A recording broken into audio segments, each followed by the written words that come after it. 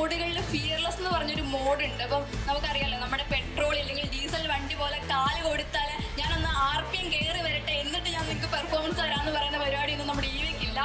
അതുകൊണ്ട് തന്നെ നമ്മൾ കൊടുക്കുന്ന ഇൻപുട്ടിനുള്ള ഔട്ട്പുട്ട് അപ്ലൈ കിട്ടണം, സഡനായിട്ട് കിട്ടുന്നതുകൊണ്ട് തന്നെ ഭയങ്കര എനിക്ക് തോന്നുന്നു ഒരു കാർ എടുക്കുമ്പോൾ പെർഫോമൻസ് ആഗ്രഹിക്കുന്നവർക്ക്, അതും ഒരു ബഡ്ജറ്റിൽ ഒരു പെർഫോമൻസ് ആഗ്രഹിക്കുന്നവർക്ക് പറ്റിയ ഒരു വണ്ടിയാണ് ഈ കിടക്കുന്ന XUV 400.